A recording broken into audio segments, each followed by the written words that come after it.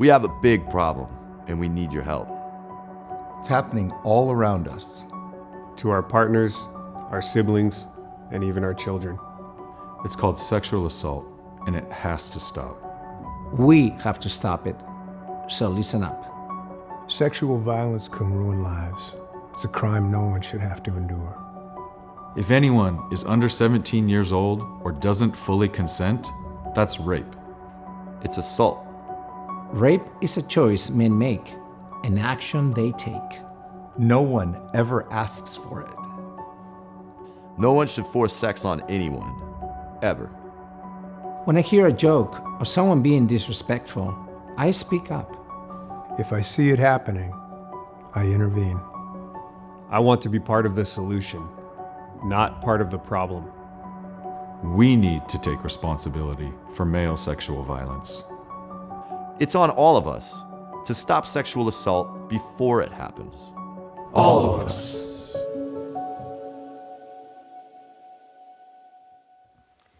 Welcome, everyone, to our community panel of men speaking out against sexual violence. We are here in recognition of April as Sexual Assault Action Month. My name is Karen Madura, and I have been working with my fellow commissioners Eileen Feynman and Ann Simonton to produce this event. The City of Santa Cruz Commission for the Prevention of Violence Against Women is unique in that we focused on prevention of sexual violence, as well as supporting survivors of sexual and domestic violence in our community. We would like to take a moment to thank our sponsors, the Resource Center for Nonviolence, the City of Santa Cruz, Sexual Assault Response Teams of Santa Cruz County Sheriffs, Monarch Services, Walnut Avenue Family and Women's Center, and the Santa Cruz Police. We also want to thank students at SoCal High School for the posters shown at the beginning and to recognize their work was made possible by a grant from the CPVAW. For our panel this evening, we invited prominent male leaders from our community to speak out, share ideas, and lead others as allies.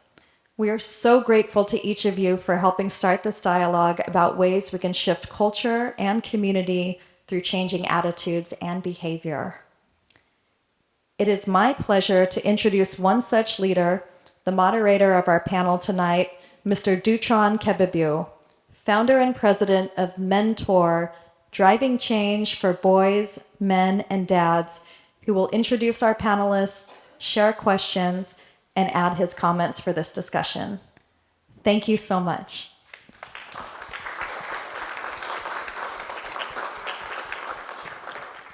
Ladies and gentlemen, welcome. We're really excited, and I'm very delighted to share this stage with these prominent men and to have this conversation. It's really a conversation I wish we should not have, but we have to have it because of what's taking place. So first, I want to welcome my friend, Ferris, the superintendent of Santa Cruz County Office of Education. I'm a little bit nervous. You can see. And Chris Murphy, the owner of the Santa Cruz Warriors, and Brandon Cal, a martial artist, a human rights advocate, an incredible human being, which I had a few minutes to have a conversation with. So we do have some questions, but really what I'm hoping to encourage our panelists is really the four of us really having a conversation among friends, brothers, and really speaking from our heart rather than our minds. I think folks can find the statistics or the reality of the issue. So let's give them an authentic conversation as if the four of us are here. So the issue of sexual assault is very complex. There isn't one factor that just contributes to it. It's a very complex issue, from a lack of education to trauma to substance abuse to gender inequality, social inequality, and social norms and culture that play to it. So the first question, just to kind of get us, break the ice, is how do you view your role in the community as it relates to violent prevention and sexual violence prevention. So I want to just open it up, whoever wants to start. Sure, I'll start. I guess I coach and teach jujitsu through Garth Taylor Jiu-Jitsu Academy.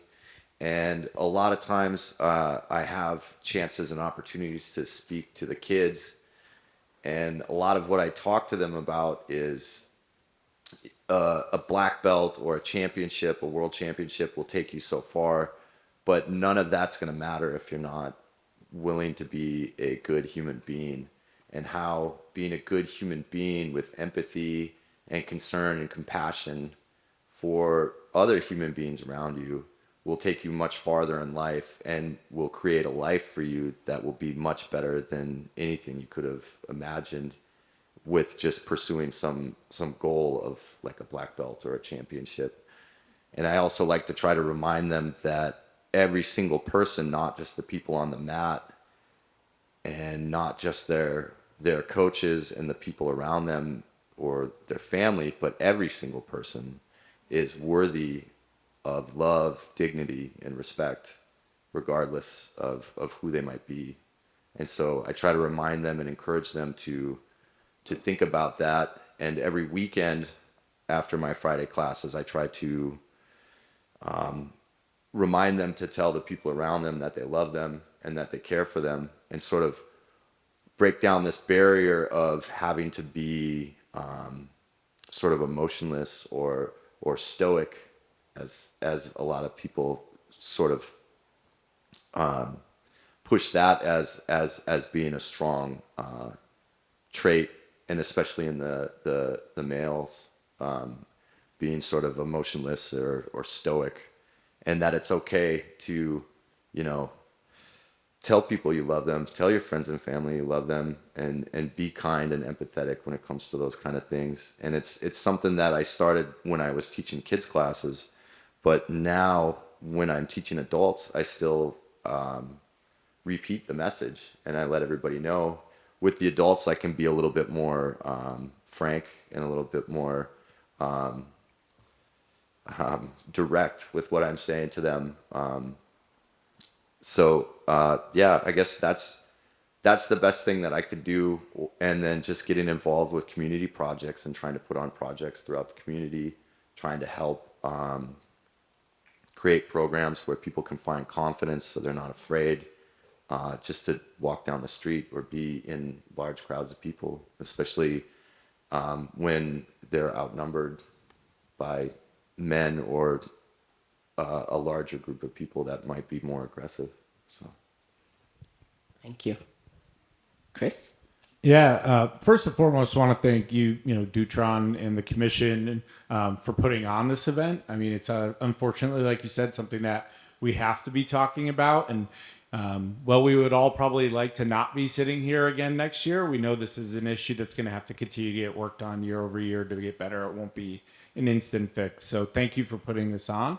I think the role that I play in the community, or how I see the role that I would play here, is probably multifaceted. First and foremost, I'm a dad to two young kids. So as I try to bring them up and be around their friends and their sports teams and all the things as being a parent, I think it's teaching my son the right way to respect women, teaching my daughter how to stand up for herself. So there's a role I play as a parent. As my role with the Santa Cruz Warriors, I think there's the employer side of it. We employ 30 to 40 people annually, and then another few hundred during the season. And I think the large percentage of those employees are younger professionals that maybe were their first or second job. So I think learning how to act in the workforce, learning how to be positive and contributing members to society and to the community. But in the workforce, you have a lot of young individuals that maybe they're just coming out of college, and that's a whole different dynamic of how they may have behaved then, and now teaching them how to be like positive contributors to society and to how to treat people in a professional setting and in a social setting. And the other side, I would just say, the last one I would probably say is, we're a local sports team. We have a lot of young male athletes, and helping them learn how to become stronger men as individuals, how to treat not only the people that are on our own staff, whether that be males or females, but how to act when they are in the community. The fact that they are role models and they are people that the youth look up to and whatnot. So people see how they treat women and treat others. So I think, trying to figure out the different ways that I can be a mentor to them and help them kind of see and learn some of these things that we'll talk about tonight and that I've been fortunate enough to go through.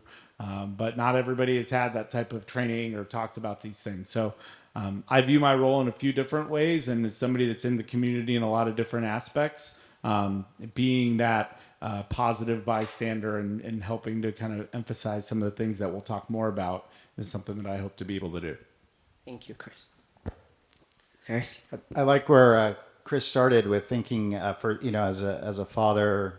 I have two boys, a 16-year-old and a 13-year-old.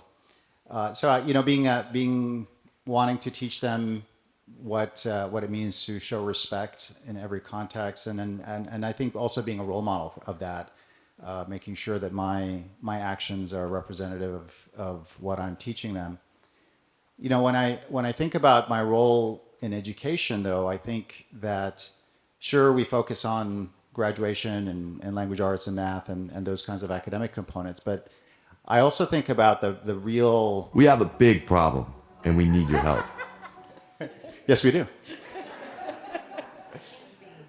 I think about the role of education, and part of that is preparing young people for being, critical thinkers, to be active participants in this democracy, and also to be in touch, kind of have balance with their emotions, and be in balance when it comes to their relationships and the people that surround them and the environment.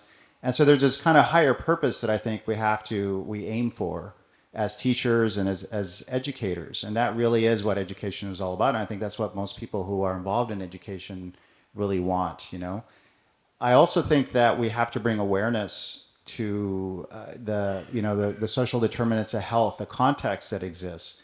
Last night I was at a rosary for the young man who was shot in Watsonville.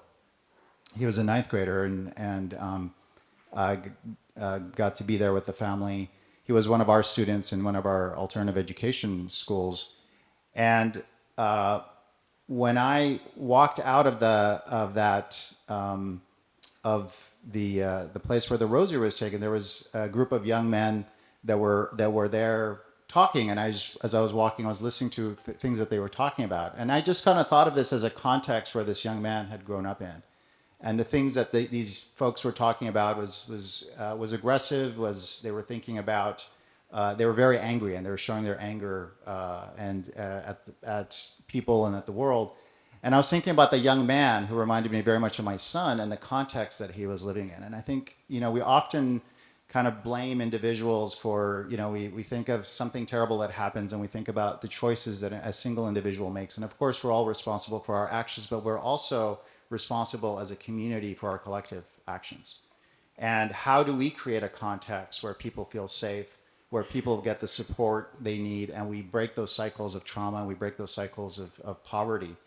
And I think that the necessity of us being aware of all of the my guess is if I talk to any one of those young people and ask them about how many, gave them the ACEs survey, those folks would have a really high score, right? And they're in a place where it's fight or flight. This is their reality is one where they feel like their survival is about being a part of this cycle of violence. And I think we have such a responsibility to them to create the opportunity for them to break out of that, and to have a space where they can be themselves and they can be boys, and they can and maybe we can break the cycle of violence that is plaguing us. Thank you. The theme of fatherhood showed up. So when I started Mentors in 2017, I think 5 years ago, there was a movie that I watched that really pushed me from fatherhood work to gender specific, including boys and young men. And we'll see a sample of it today. But when I am sitting in a classroom, which I did this morning with 12 boys at Lakeview Middle School, we were having a conversation about one of my boys used a language that was really inappropriate. So we were having a conversation about that. And it was amazing to see the support, accountability, and openness of the boys and having that space. I have those kind of opportunities 4 to 10 times a week with the grown men who are older than me and younger boys someday might date my daughter. Rather than to say to them, those are boys I want you to stay away from, I'm working and helping them to be the better version of themselves. And they're hungry for that. They're so hungry to sit with other men, with other boys, where they feel safe, to have a conversation of what they're seeing on TikTok. Is it appropriate or not?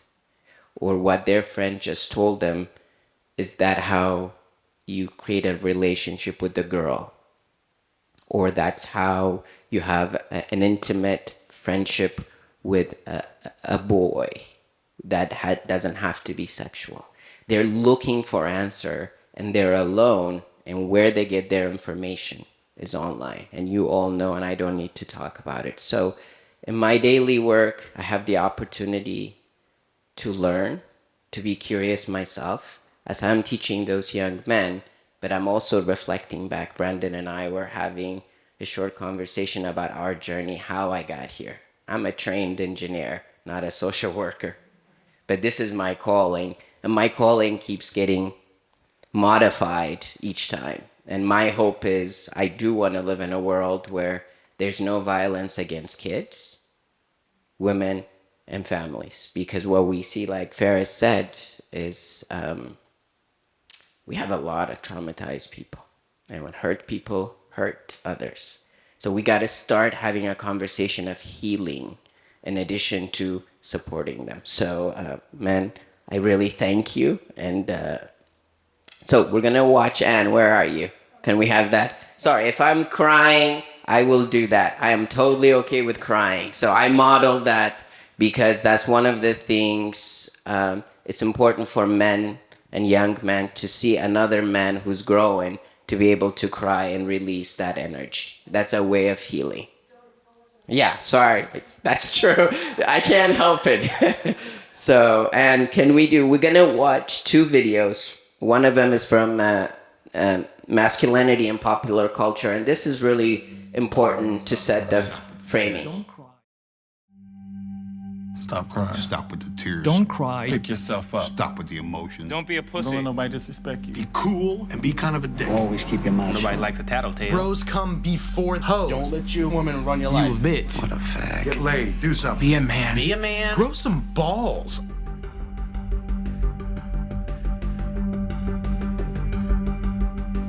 The 3 most destructive words that every man receives when he's a boy is when he's told to be a man.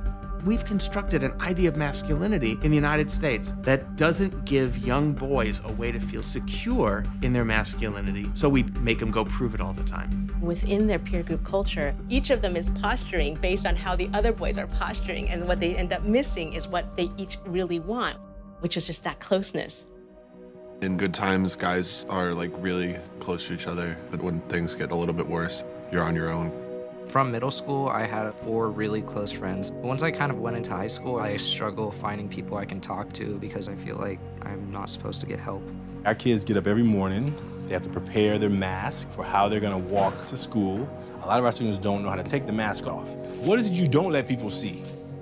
Almost 90% of you have pain and anger on the back of that paper. If you never cry, then you have all these feelings stuffed up inside of you, and then you can't get them out. They really buy into a culture that doesn't value what we've feminized. If we're in a culture that doesn't value caring, doesn't value relationships, doesn't value empathy, you are going to have boys and girls, men and women go crazy. I had anger issues in high school. I felt like an outcast. I've been suspended at least once every year I was here.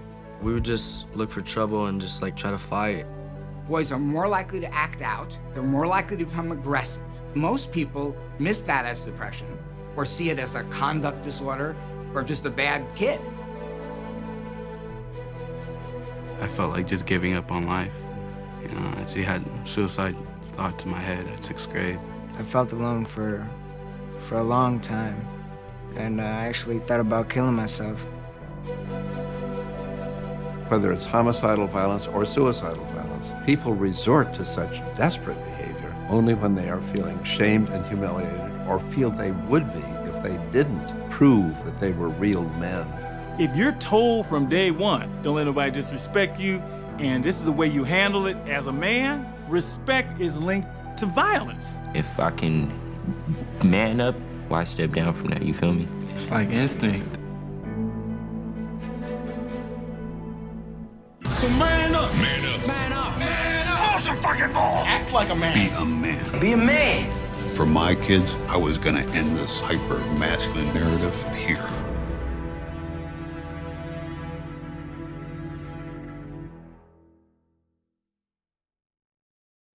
If you haven't seen this movie, very powerful movie.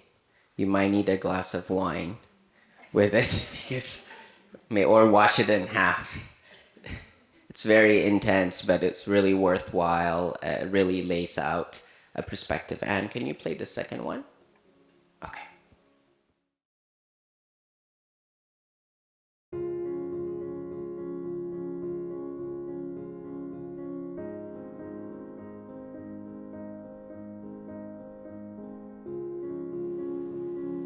Many of our examples of American masculinity, be it in sports, military, law enforcement, the entertainment industry, the men that men look up to. A lot of what they're teaching is domination, aggression. There are these hyper-masculine figures that we try to adhere to.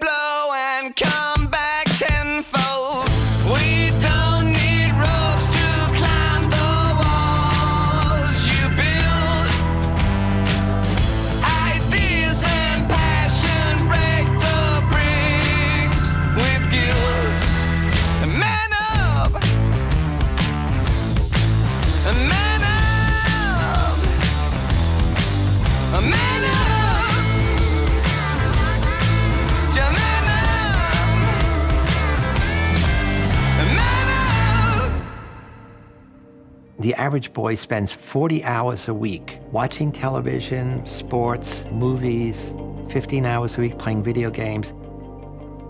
The predominant male archetypes that we see in film and television and other forms of popular culture are the strong, silent guy who is always in control and is not emotional. And then we have the superhero character, the hero character, engaging in high levels of violence in order to maintain that control, in order to achieve whatever goal he has in front of him. We also have the archetype of the thug, and this is predominantly men of color who are pigeonholed into much more violent roles. And then we have the man-child, or the mook, which is the male who's in perpetual adolescence. His body doesn't typically have a lot of muscle, but he tends to project masculinity in other ways through the degradation of women, engaging in high-risk activities. All they want to do is get laid. And of course, at the end, nobody gets anything because they get drunk, they take drugs. And there have been a whole rash of these movies recently that are funny. And so you're laughing at what you could become. Of course, we know that media images have an effect on people's behavior. If there was no effect, the advertising industry would collapse, because the advertising industry is based on the idea that media images will have an effect on people's behavior.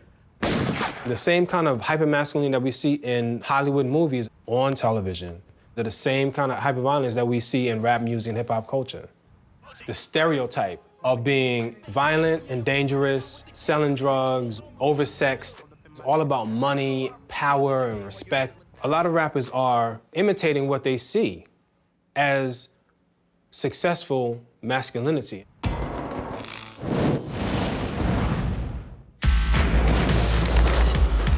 Violent video games reinforce the stereotypical structures of what a man should be. The typical game character tend to be white males with, it gets this specific brunette hair, 5 o'clock shadow. When an emotion sneaks in for a male character, by and large, it is anger. And any sort of grief is very, very underplayed and never actually discussed or processed. Kids end up really looking up to this character, and what they end up idolizing is someone who cannot express themselves emotionally, cannot be honest or open with anyone around them. When you play video games and you see the same kind of setup, it loses its impact on you because you habituate to the sameness. The video game companies know this, and they are giving you endless variety, a new category, a new challenge. You're moving up ranks. They are creating this arousal addiction. Boys' brains are being digitally rewired to this technology. Things happen like this, in microseconds.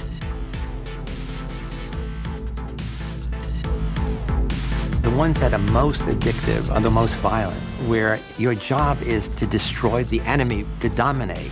If you don't have social connection and you don't have a lot of friends or you have a crappy home life, you can escape into a game and you don't have to worry because you're saving the galaxy. If your kid sits in front of a screen for 4 hours a day and shoots and kills in a repetitive, violent way hundreds of people, there's a good chance that kid is going to be impacted by that.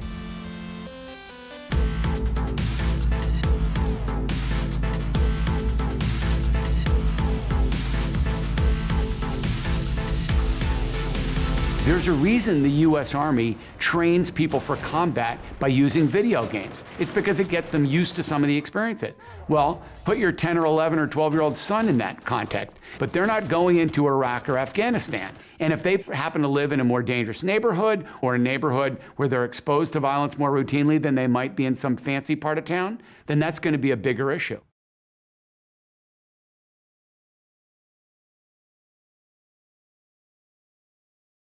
So, gentlemen, I'm curious if you can recall the last time or most recent time somebody say be a man to you.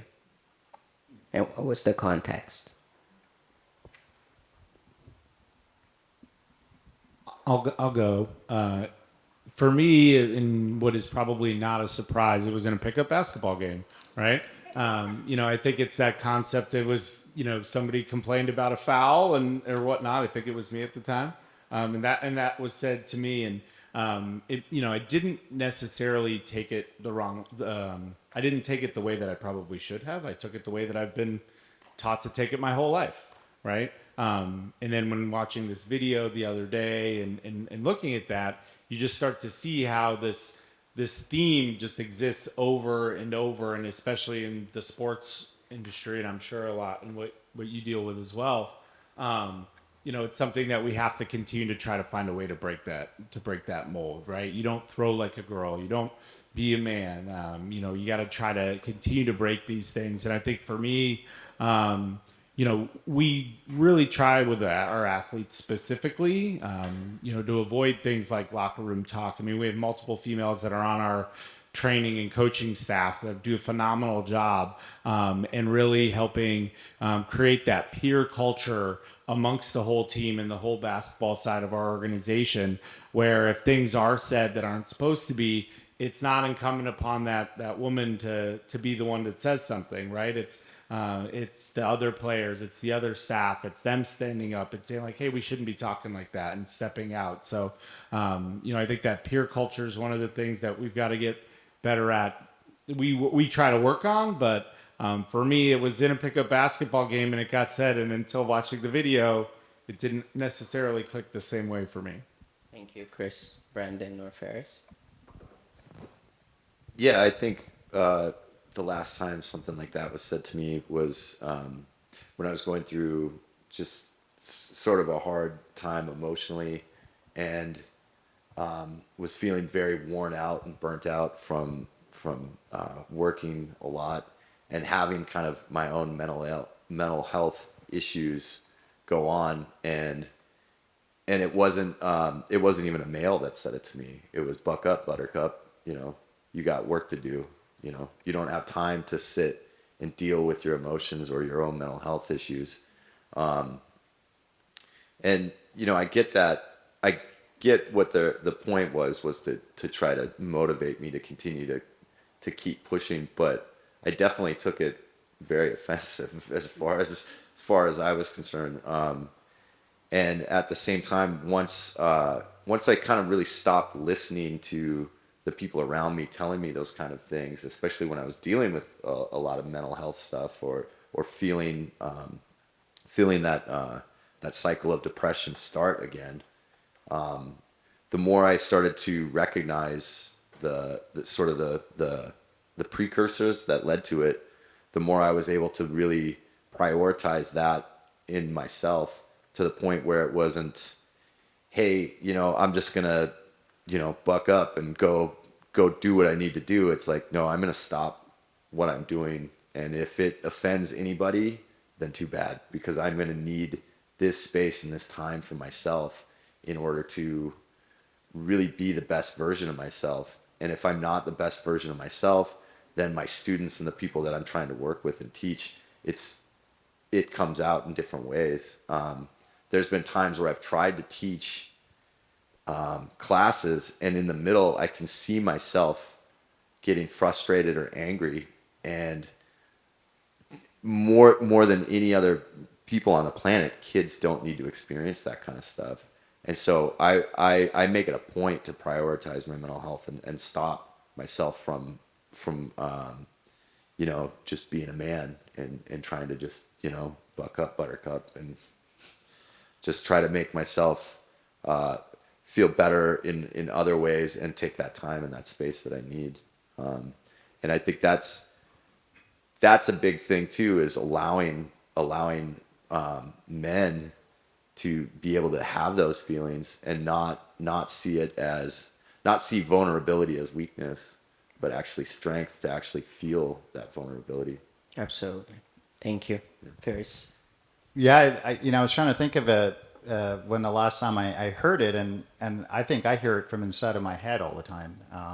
And I think, you know, we internalize the voices, and so I think I tell it to myself, knowing that it's not the right thing to say, and not, you know, but that it's not okay. It's not okay. This is not the time, and it feels like it's never the time because we don't allow ourselves. And so I think I have to unlearn and work on it and do what Brendan and Chris are talking about, which is really kind of be offended and say, no, that's not who I am, and that's not who I want to be. Thank you, gentlemen. So we're going to go a little bit personal, if you'd be willing to go there. Would you be willing to share any personal experience from your own life about sexual violence that affected you or those around you, if there is any? Or violence in general, if you don't have anything specific on sexual assault. Yeah, I'll start. I've recently started sharing that I'm a survivor of sexual abuse. And I think that for me, my need to be able to share that with folks is really in kind of rejecting the shame that I felt as a child. And I think that you know, part of what makes it so much more difficult for men is just the stigma that goes with it. And I was fortunate in that once I talked to my parents, you know, they acted quickly, but it was something that was never spoken about ever again. And there was this sense of shame and the stigma about it that one carries, right? And this internalization, just like those voices, we internalize a sense of self of being broken or you know, being at fault. And I think about my experience and how fortunate I was that I was, you know, taken out, you know, that the person that was hurting me was no longer able to do that. And I think often about the unspoken numbers of people that we know in our community that are experiencing that every day. And it's so much more exacerbated. It happened during the pandemic when kids were spending more time at home, with families being doubled up, and so when I think about my experience and again, going back to our responsibility to create a context where we're taking responsibility for that not happening, creating a context where not only are we responding once it has happened, but not allowing it to happen in the first place. And I think about the systems that are reinforced that allow for that to happen, and it's I think part of my own experience has helped me be driven to want to work on creating safer schools and bring awareness, to talk about the fact that this is happening a lot more than we think, and it has increased significantly just in the last few years. Thank you so much. I guess I would say I feel very fortunate that I have not, or no one that I am in my family or whatnot have encountered sexual violence. So I don't have I've been thinking a lot about this question and trying to think about a story that I could share that would be relevant. And I guess for me, it would be just equating it to a story that's happened in the professional environment. Before I got to the Santa Cruz Warriors, so no speculation from the people that I know out there. But I think we've had a situation in the past that I was a part of where not necessarily sexual violence, but more verbal harassment towards a female, and the individual at the time didn't want to create a big deal about it and wanted to brush it off, and said it wasn't that important and don't worry about it, it's just guys being guys. And I think I was fortunate that I had been supported by mentors in my career and whatnot, that we know how to act in these situations. We instantly get our people operations team involved. We go through a full investigation. Like, it's not something that, even if you think it's okay and that they didn't mean it that way, it's not how everybody takes it, right? I mean, the impact is not always the intention.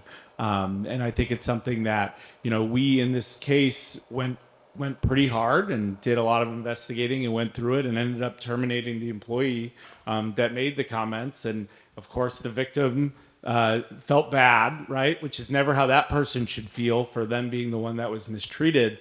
But I think, for me, it's been in the professional sector more, where we've had to kind of really, in the sports culture, in the athletes, we talk about locker room talk, all these things. Things come up, things get said, and I think it's incumbent upon us to continue to stand out and speak up all the time about it's unacceptable to say things that are, derogatory or whatnot towards women or towards others. So I think I've had personal experience in the professional setting, but fortunate enough that I haven't had those experiences in my personal life. Okay. Brandon?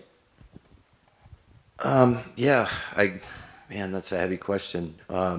It is. I'm sorry. Oh, it's okay. I want to have an honest conversation, so I want to be as open about it as possible.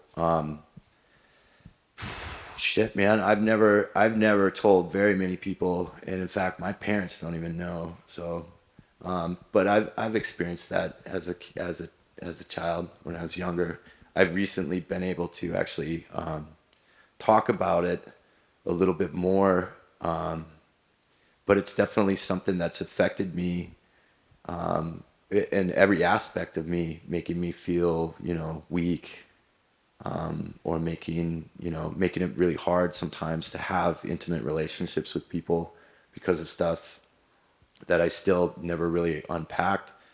But more than just me, in my own personal experience, it's something that has occurred all around me. And in fact, the majority of the women that are in my life, I don't know one of them that hasn't dealt with some sort of assault situation in their entire lives, including, all of my family and my cousins and mother, that kind of thing. And one thing that really shook me was when I was about 20 years old. I was about to turn 20, and this happened about 20 years ago.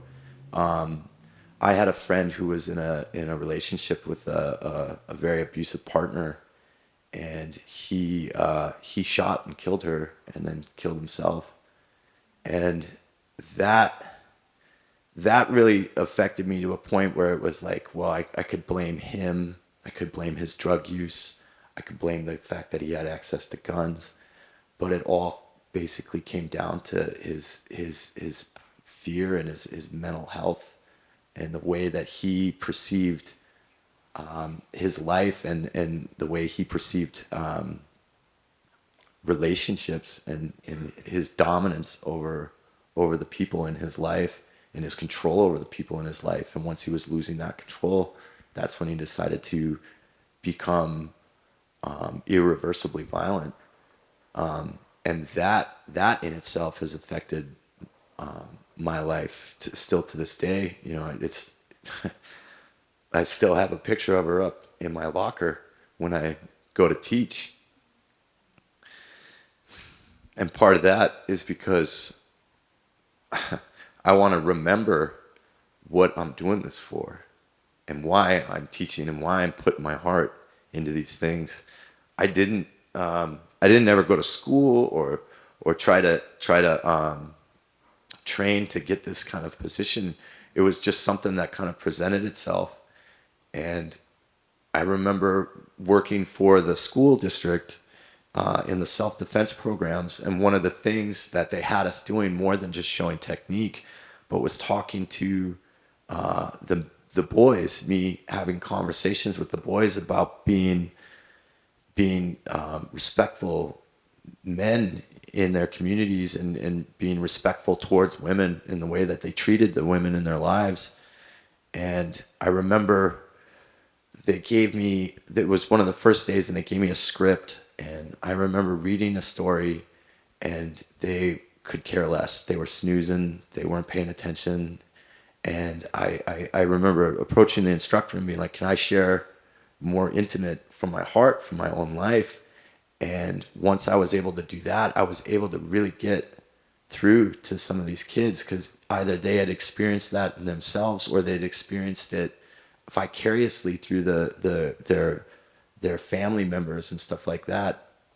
And once I was able to really kind of open up that conversation and let them ask me questions and respond completely 100% wholeheartedly honest, I really felt like I was making a difference in the way that they viewed their role in society and the way they viewed their role with their intimate partners.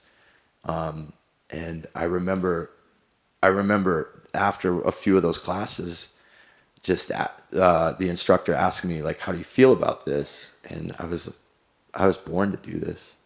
All these things that I had to experience, all these losses, all this pain, abuse, all that stuff that I had to watch other people endure, not just myself, was what made me ready to be a person that could sit and talk and have those conversations, because I had lived it and I'd seen it and experienced it myself.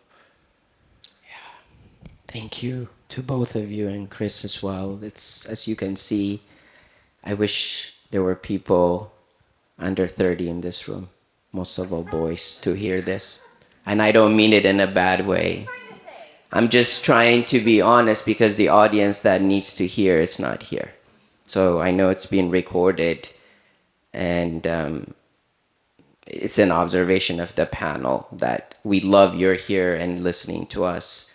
But this message is really for the generation that's being bombarded with TikTok and social media and lost.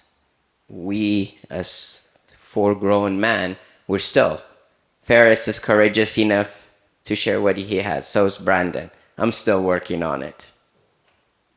But someday I have the courage to do what you did tonight. And each time you speak gives me the courage to do that. So, thank you. Yeah. All right. So, heavy topic, man. Could I just add something to the video? And I have a different perspective about media and video games, and people have been kind of blasting rap music and video games for a long time. And when I hear that somebody spent 4 hours playing violent video games, I'm not so as much worried about the violent video games as I'm worried about the fact that they spent 4 hours not connecting with a human being. Right. And so whether you're, scrolling through or whatever it is, to me that the illusion that we are more connected because we're chatting and we're, social mediaing or whatever it is, the illusion that we are connected more is an illusion. I think the reality is that we're cutting ourselves off from each other, from our humanity. And so when I think about what it does to be in front of a machine, in front of a screen, whatever content you're doing, you are numbing yourself during that time, and you are compressing who you are emotionally during that time. And the amount of time that we actually have, real contact, face to face, real, genuine, like we're doing right now, like the humanity, the connected humanity that creates those channels for us to express ourselves. That's the part that is, in my opinion, so damaging, and what's creating people feeling lost and increasing this sense of increasing depression and anxiety, suicidal ideation, and all that. I think it's all about figuring out how we can get reconnected and share that the who we are with each other. Thank you. Gentlemen, if you have anything you want to add, I want to create space. No? Okay. I just feel fortunate you guys are very impressive. All three of you, super impressive individuals. Chris, you're impressive. You have your button and a bunch of young men who go out there and play their heart, and at the same time, you and your organization is helping them to be a better version of themselves beyond just athletes, because they are role models that are being looked up to. So I'm delighted to hear the Santa Cruz Warriors and what you do in the locker room. And so that inspires me to continue to do my work. And I hope we do more of that so in our schools. So there is a quick, Anne, are you here? There's a clip that we're going to share with you about a program called Coaching Boys into Men. It's really designed for coaches doing their training and prep of our young people into sports, how they can bring this topic and really set the foundation and encouragement to really reduce sexual assault. There was a statistic, out of 1,000 assault, 975 of them walk away. I don't know about you. That is saddening to me, because I wouldn't want my daughter to be number 26 or 27. That would break my heart. So there's something in our legal system that's not working. More than punishment, I am of the school of healing. So I want to have conversation with boys, and I'm courageous enough to have those conversations to understand what is the root cause that's making them feel that way. And the word respect comes up a lot. So we talk about respect not equating to violence. How do you get respect without being violent or dominance, right? So go for it. As a young man playing a sport, you are supposed to be aggressive, strong, unemotional. We kind of have the sense that you have to intimidate the opponent. I don't think anyone at this age has that level of self-esteem. So especially when you're in something like football, you're even more vulnerable. I think that's why people lash out. So what are some of the examples of disrespect behavior towards women and girls? I've had some success playing college football and playing in the NFL, but I really felt like this is what I was called to do, was to mentor young men. We know that sexual assault is a problem in our society. So Coaching Boys into Men is an evidence-based violence prevention program that is geared towards male athletes, specifically delivered by coaches. All they have to do is have these 15-minute conversations for 12 sessions throughout their season, and they might be preventing a future incident. If you're walking with your mom to the grocery store, you don't want nobody yelling, "Hey, baby!" You would feel a certain type of way, right? Like, man, I know I ain't talking to my mom like that, right? There was things in there that I've noticed that I've done in the past, and like with Boys to Men, I just realized, that should change. So I started to buy into what Coach was telling us. Led to a lot of really good discussions, a lot of really honest discussions about our lives, our relationships. Athletes have a lot of social capital. They're the leaders in their community. And if they represent respect, nonviolence, and integrity, it then can spread like wildfire in a school. So I would say to any principal, this is really worth its weight in gold. It really will have an impact on the culture in your building. You're creating the building blocks to empowering our young men. That duty falls on us to actually go out and prove to people that we can be in healthy relationships. I think that's happening.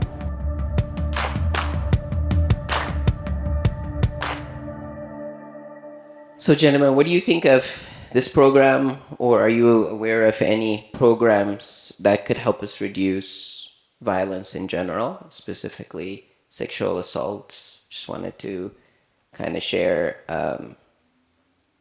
Brandon is a black belt martial art. I remember, no, brown belt. Brown belt. That's close. That's very close. If you know about, so my sensei, no belt. Oh, you got white belt, and it's okay. I started with white belt too.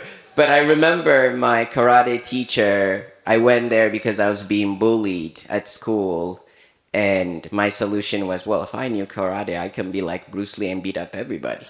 I remember the first day he said, we're going to teach you a deadly weapon, but you're supposed to use it rarely. You got to think before you use it. And I remember from that moment, even though I knew there were times where I took a slap in the face and walked away, and it was so hard. So as you can hear, these young men in sports is where we're pushed. You throw like dash, you kick like that. And so just if you're aware of any programs that you could share, that we can share to our community about how we can support our young men and also our young women in speaking up. And Ferris and I was at an event where Girls Inc., great program. Girls really lifting up their voice and saying incredible stuff. And one of the things they said was the impact of their father had in their life. My ears perked up and saying, what can I do to talk to their fathers to make sure their daughters are courageous and bold, right? So these conversations, not just outside community, it's in the dinner table with your boys, with your nephew. I wish my nephew was here tonight. So when I say where's the under 30, I'm guilty of that as well, not inviting my nephew. So, but I'm gonna make sure he sees the video. So gentlemen, do you have, I assume each one of you are touching different community program, if you could share how we can approach this reduction, move the needle. If we don't eliminate it, but at least move the needle toward a positive direction. I think that sometimes in education and other systems, we're guilty of focusing on kind of the biggest, most salient problem. We're worried about school shootings, so we're preparing for school shootings, or we're worried about violence in the neighborhood, and I think that what we're talking about is the need for a more kind of a long-term solution that would have to be family-based. And one of the programs that we work with is Triple P, which is a positive parenting program, and it's really a therapeutic approach to family dynamics, and they've had great results. And there's a lot of programs that have come and gone and have been ineffective. The Scared Straight type programs, if you go down this path, and I think the later you start, we know that by the time we're talking to students in high school, a lot of the behaviors and the patterns and the trends have already kind of cemented themselves, and it's more work. It takes a lot more, and I think starting earlier is really necessary. But when I think about what a family dynamic would, for programs that help young people bring their whole selves with their families, to be able to share, to let out those, to be vulnerable, to cry, and be accepted and supported, so that the voices that they're internalizing are not, man up, but it's okay, to be who you are. I think those are the kinds of programs that we need to support, and we need to start earlier. And I think that a lot of programs focus also on helping girls, and we really are seeing that this is with the situation with young men. In almost every measure of success, young men are underperforming to their female peers. In almost when it comes to everything you look at, from grades to attendance to discipline to graduation to college application, college completion, and young men of color are the ones who are having the toughest time and are really struggling. And I do think also, if I could just be a little bit philosophical, I think that when we create a society that tells people that you have no voice and you have no power, you look for ways to assert yourself, and sometimes that comes out in violence, because it's the easiest way to assert yourself. And I think things like jiu-jitsu, I also train in jiu-jitsu, or used to, it's been a while, but I also used to train in jiu-jitsu. I think being able to feel that you have that power, and at the same time, ultimate respect. You could have the craziest, toughest match of your life, and then you're sitting there hugging the other person after you're done and, covered in sweat. That is like that idea that you have strength, but you choose to, all you have in your heart is love. And that, to me, is what we want to have our students have, as they're growing up. Yeah, absolutely. With the jiu-jitsu, that's such a big, it's the great equalizer. I've never been a part of anything where it doesn't matter what sort of status you have outside in the community or in society. What matters is your ability on the mat, but also just the etiquette of respect towards one another, and the fact that we put so much trust in one another to not hurt each other, because what we're doing is a very violent thing. And if I get carried away and I take away that trust, then I'm going to hurt somebody. And you kind of develop this relationship for the care for the person that you're rolling with and that you're wrestling with. And those relationships have become some of the most solid relationships. There's people in this room that have become some of my best friends, and it's because I met them in a place where there is that equalization, there's that respect, there's that trust that you have for one another, and that's formed more solid friendships than I've ever had in my life. So I think that is definitely a big thing. On top of that, it's one of those things where you can't fake it. You can't pretend to be better than you are. It is or it is not, and you're forced to be in this moment of really feeling like you're underwater, and instead of panicking, you have to relax and realize that there's a way out, and work yourself out of it mentally, not just physically. And then another part that I found to be really, really helpful was just the education.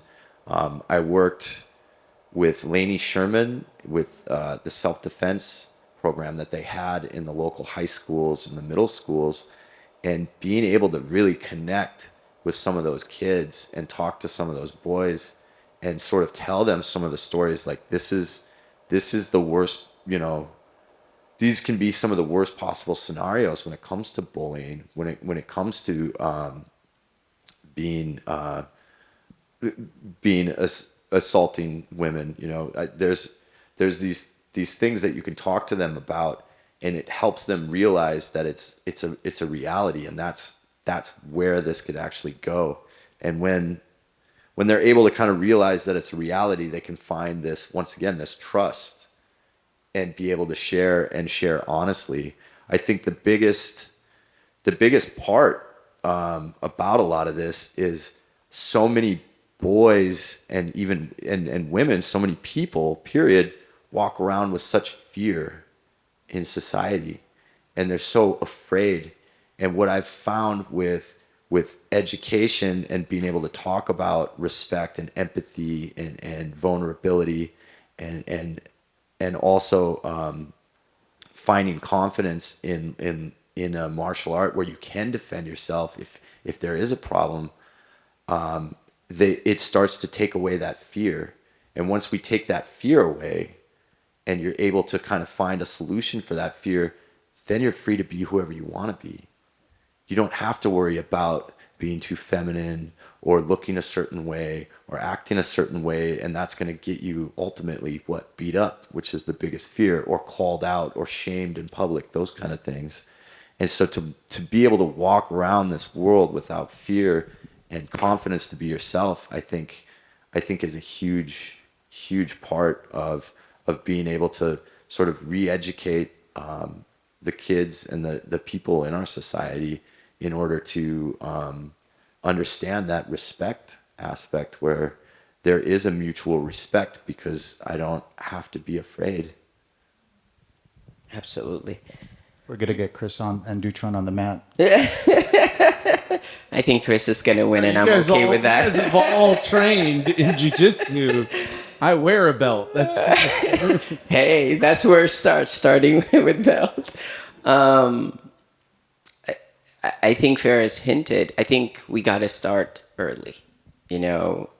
Elementary school, if you watch the mask you live in, this notion of gender and hierarchy between boys, the alpha male, and male to female starts in elementary school. My daughter's 6-year-old, and I go volunteer in her classroom, and I already start to see the division. The boys don't play with the girls. Even though some boys want to play, there's just this tension. And my daughter goes to one of the best social emotional schools, Monarch, and we're working on that, but still you're starting to see it. So it makes me think, what about the other kids? What are they learning? And where are the men who are going in those classrooms and having those courageous conversations like we are with them? They need to see. There's a lot of boys who have absent fathers or fathers who are not involved because of economics or other issues. So that matters. And they're looking for a positive role model. And if not that, then let's support Boys and Girls Club, the YMCAs, any organization, or Big Brother, Big Sister, mentors. We got to support organizations that are doing this work, that they shouldn't have to be fighting for resources. Resources should be available early on, because if not, I also have the privilege of working in probation and child welfare. Like Ferris said, by the time I'm dealing with a dad on the other side of the system, it's hard. It's uphill battle, because there's 10, 20, 30 years of set survival mode trauma that you're trying to undo in such a short period, versus my boys in middle school.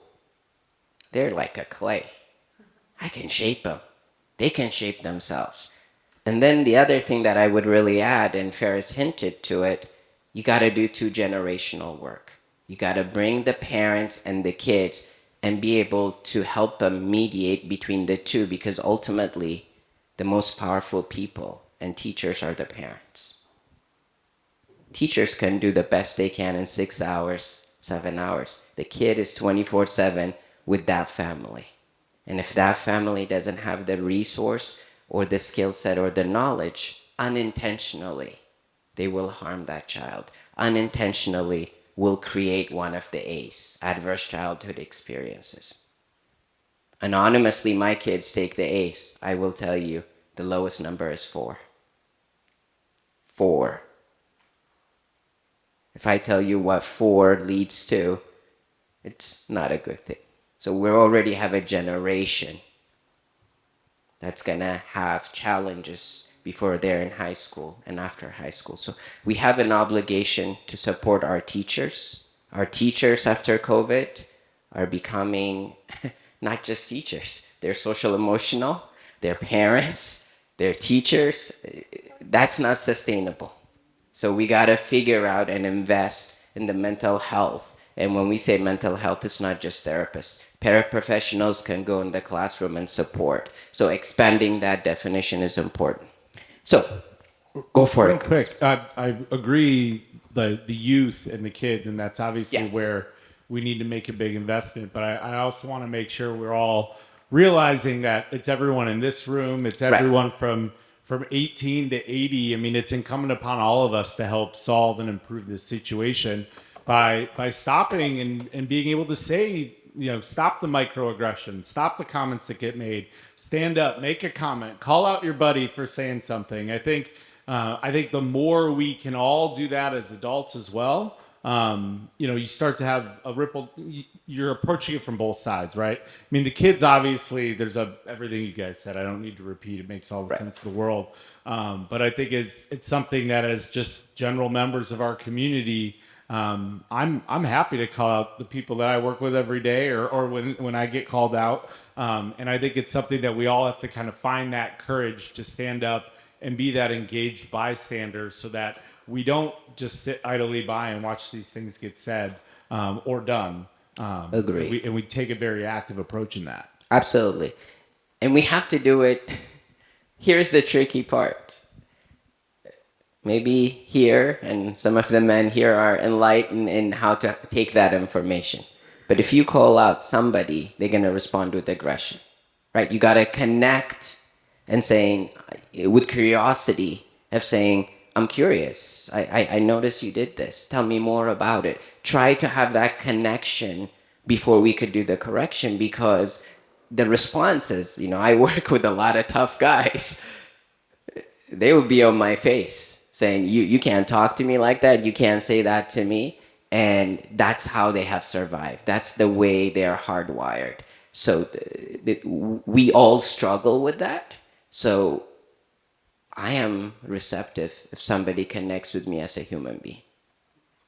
And that's how I want to connect to anybody. And most of the time I don't have power. So it's power play. So it's really important. So we have a couple audience questions that I'd like to ask our panel. Thank you so much. I think we're going to have part 2 and 3 and 4 coming.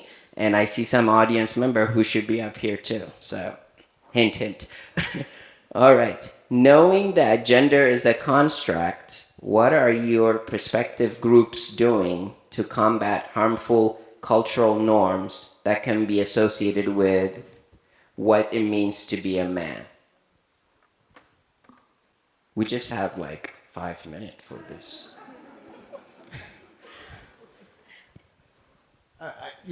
That's a pretty big question, and I think that we definitely can be doing a hell of a lot more than we are doing. So just a few examples of things that I do think we're doing. I think that one of the how fortunate I feel that we live in California, we're able to talk about gender as a construct and to talk about the LGBTQ community and the different ways that we can be not defined by anybody else, not defined by historical norms, not defined by my peer group, but by who I am and being able to bring my whole self to school. I think that, and we're able to do that at a younger and younger age. And I think that is one thing that we need to be doing, is creating those safer spaces for children and for people, adults as well, to feel safe and be themselves. And I think that allows for where we do call people, as Chris was saying, when people are trying to kind of inject those stereotypes and that hate into the conversation, to be able to allow somebody to be be themselves. And I have conversations with my kids, and they look at me like, I talk to them about pronouns, and I talk to them about asking them about, and so one time my older son introduced me to his friend, and he said, "Oh, this is," and then he mentioned the name of my son's friend, and he said he identifies as female, but not in front of her parents, and his facility with that conversation. For me, I struggle, I stumble on pronouns. It's hard for me. And I've gotten better, but for him and for this generation here, maybe not in Florida, maybe not, in other places, but here we're able to create that space. And, people talk, we're going to be flying the rainbow flag in a couple of weeks. We're proud of creating those spaces for our students, and we sometimes get a little bit of hate here in Santa Cruz, but not a lot.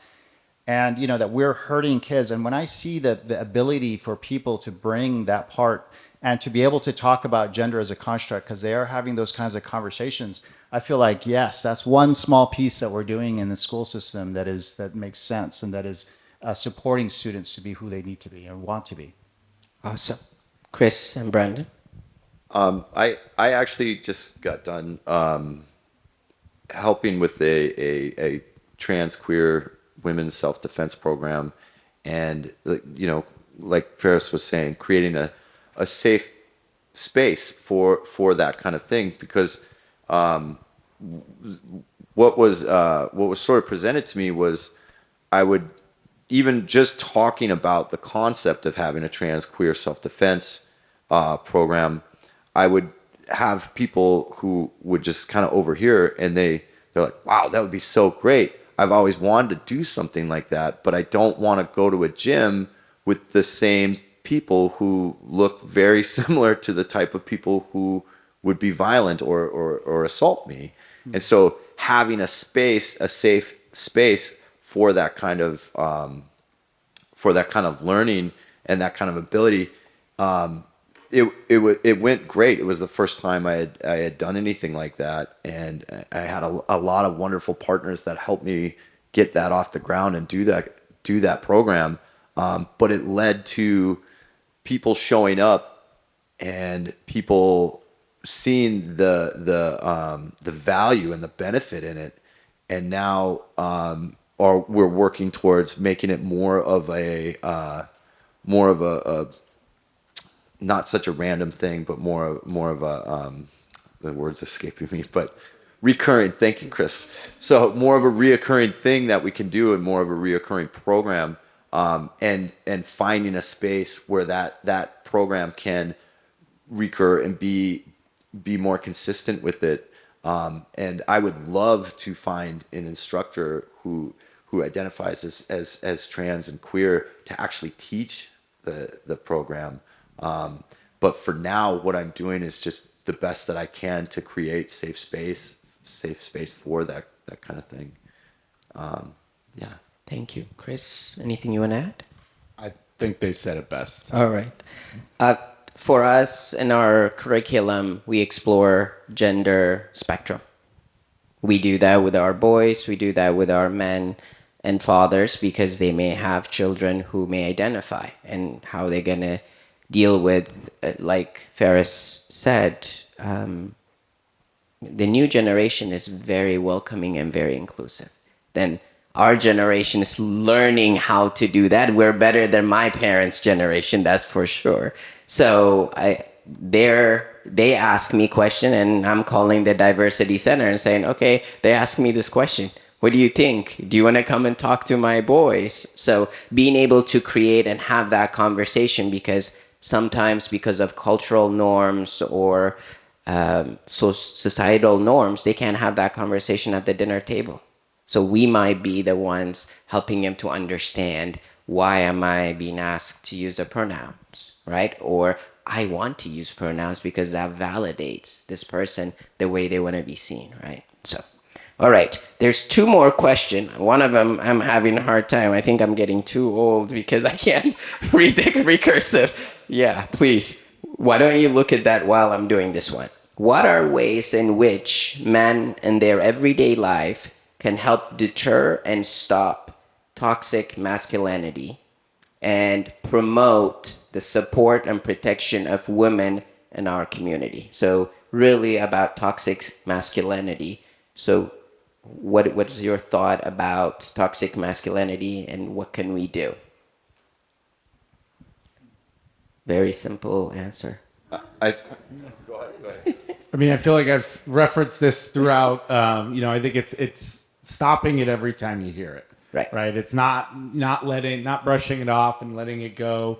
It's bringing it up, and if you're connected with somebody, it becomes easier. But I think it's even when you're not connected with someone, it's understanding how to bring that up in a respectful tone, in a respectful manner, so that people don't feel challenged or attacked and instantly be defensive, right? But I think it's something that, it's being vulnerable when you make the mistake as well, to be able to own that. But I think it's every time you hear it, we can't let any of those opportunities go by, because every time you let it get said that you don't respond, you're essentially condoning it.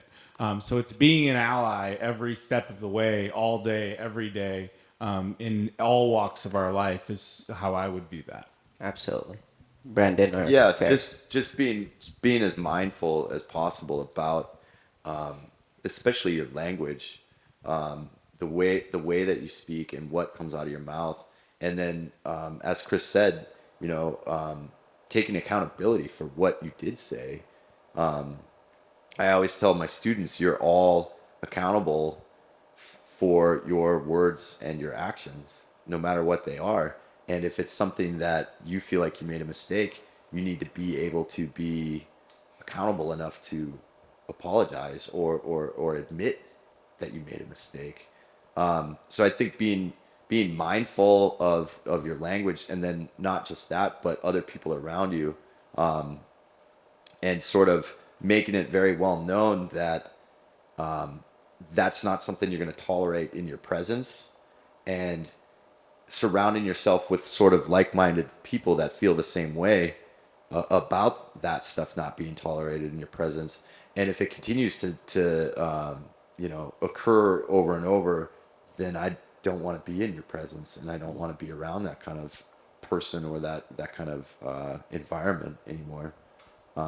So being able to really let go of some of that stuff. I have friends that I've cared about dearly for years, decades, and their inability to recognize certain things and continue to make jokes or comments and those kind of things is what has stopped me from wanting to be around them and be friends with those people anymore.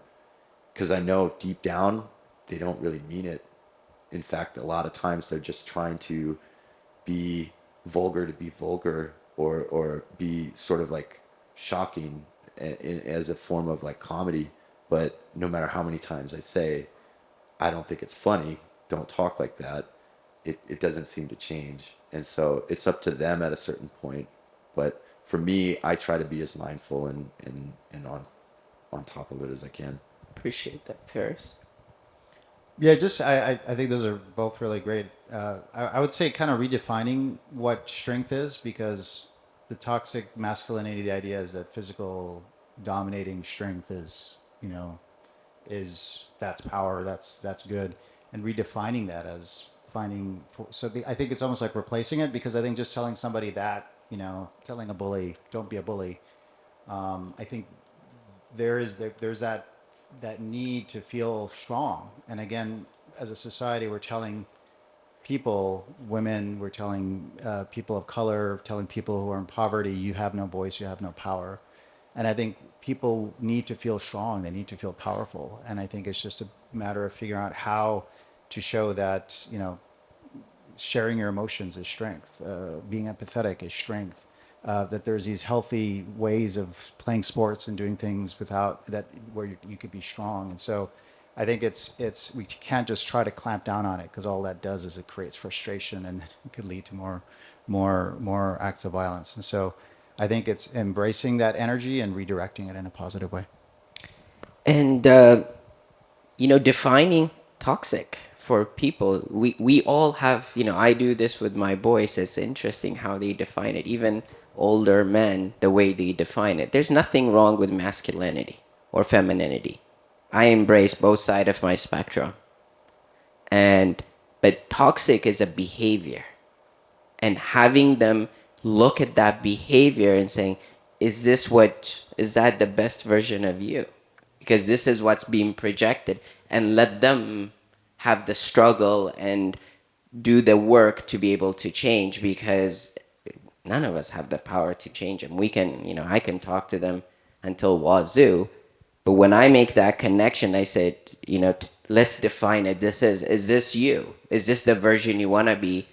You have a reason why you're acting this way. We can look at that, or we can talk about the future you. What would you want your daughter to say? Would you be okay if your mother hears this about you? Would you make that joke to your wife? That's where I go. I say, that hurts. That could have been my mom. That could have been my sister. And I immediately see the demeanor change. I say, no, man, that's not what I meant. That's just, I say, no, but to me, it's all the same. All women are the same. They're my sister, my mother, and my daughters. So being the connection is really important. And as men, for us to connect, we have to be okay with what we're feeling and be able to articulate that feeling in a confident and open way. Saying, that hurts. That's making me feel this way. I am feeling that. You may not have caused it, but I am feeling that when I hear that from you. Ferris, do you want to take a shot at that? I could kind of read the first part. It sounds like, so sorry about that, but it says, can you recommend a group for a jealous, it sounds like a jealous boyfriend who is threatening, and then there's some other stuff I can't read. And so I would say, I don't know off the top of my head of like a support group for this, but I would be happy to. So if, whoever wrote this, if you could email me at fsabah@santacruzcoe.org. You could find me on the Santa Cruz COE, and I'll research support groups. I used to work for a group called Men's Alternatives to Violence when I first came to the United States from Ecuador, and that organization disappeared years ago. But I know that there's support groups in the community, and I'd be happy to work with this wonderful organization that is hosting us today and finding some resources. Absolutely. Okay, thank you. We have 10 minutes. No, I'm just kidding. 1 minute. Any program you all know? It depends. If this is on the female side, your boyfriend is very jealous, definitely I recommend Monarch or Walnut Avenue Women's Center. Start there. If they're your boyfriend, you can anonymously make a referral to my program, and I'll reach out to them and say, hey, we have a men's group. Would you like to come? Not even pointing that out, because I think they need to know. And I can tell you, last night I was having a conversation with a new dad, and these feelings happen, and people don't have an outlet, and they're embarrassed and ashamed. And the whole time you say, well, I feel ashamed. I said, you don't need to. There's no judgment. I think we need to encourage to have space like these. So if we have jealous boyfriends or jealous husbands or angry, there's trauma there. And we got to give them an opportunity to work through trauma where they feel safe. They're just not going to change. We can't kick them out of our community. They're going to be here. So we have to embrace them as if they're my brothers and kind of work and figure out different ways to approach. So there are different strategies to doing this, but we do need to have more men's groups. So Ferris, we should figure out your alternative to violence group, because we need more of these spaces. There is no one program that could solve it. I wish I can tell you Mentor's the solution. Is not. Mentor is part of the pieces. And there is all of us, if we can figure out from martial arts to through adult education, any places where we can direct people and let them find their solution, it's important, but it has to include mindfulness as well. Because it's all about looking inside and saying, these things have happened to me. This is a reaction to what has happened to me. I don't think we're just violent species by nature. We have been pushed to be violent for survival. So that's a wiring, and you can unwire to a degree, but the body won't forget. The body will remember the violence. So what we're trying to do is, can we reduce that as much as possible? So with that thought, gentlemen, I'm going to give you 30 seconds. If there's any closing comments you want to do, since we already passed out of time and these folks need to go home and eat dinner. Nothing can be changed except ourselves. And it's up to each and every one of us, if we don't like something that we see in society, to change that in ourselves and try to be the example and the exception. And hopefully people can see that and internalize that for themselves and see that that takes a lot of strength to do that. Thank you, Brandon. Chris? I just want to say thanks to, obviously the people that put this on, to our other panelists, to yourself, but to all you in attendance. I mean, I feel like I've learned a lot in the last hour plus from these individuals. And that'd be the one ask that I would have is always keep trying to learn. Like we definitely don't have all the answers. You got to continue to seek out education and learn and get better and continue to evolve in this space and many others in terms of social justice and how we get better as people. But I think just continue to find ways to try to become more educated and more well-read in these spaces will allow us to best impact each other and ourselves. Thank you. Chris? Yeah, I think I just want to, sometimes when we talk about these kinds of subjects, it can get kind of, hard to see the light. And I think that I think it's important for us to give that message of hope. There are so many amazing people, resources, and so many caring individuals that surround us and surround each other and people, community. I mean, we have some of the most amazing nonprofit agencies anywhere in the state. And our leadership, when I think about, I see Justin in the audience. I think about people who really, I see Chris here from the sheriff's office and Sandy. So many people who are really care about each other and who are doing everything that they can to change the system. And whether we're survivors or we are teachers or we are working or teaching jiu-jitsu or running an amazing basketball organization and running a mentoring program, there's just so much love and care that exists here. And our future is bright, and we need to embrace each other and support each other and be able to continue moving forward in a positive way. Thank you, Ferris. Few thoughts. Education is important, so we got to educate ourselves. All of us learn tonight from each other. We didn't show up as an expert, but we're going to leave a little bit brighter and knowledgeable. We got to speak up, like Chris said. You see it, you got to call it out. If you can do it from a kind, connected way, it will go a long way. Challenge toxic masculinity. Have that conversation again, because I think it's the behavior could be changed. Be an ally. Be an ally. When Anne called me and said, could you moderate? I didn't have to think. I know who Anne is. And I said, yes, of course. My work depends on having a healthier relationship with mothers and daughters. I won't succeed if I'm not honoring the women that gave them birth and who are supporting co-parenting. So we're in this. There is no them versus us. We're all in this together, rowing in the same direction. And lead by example. I hope we're doing that. We invite you to do the same. And I want to thank the Commission for the Prevention of Violence Against Women. It will be hopefully Commission for the Prevention of, will eliminate the prevention. It will be a Commission for Women's Success and Prosperity someday. Because, but that's the light. That's the hope. I am a hope dealer. That's what I do in my job. Thank you. Have a good night.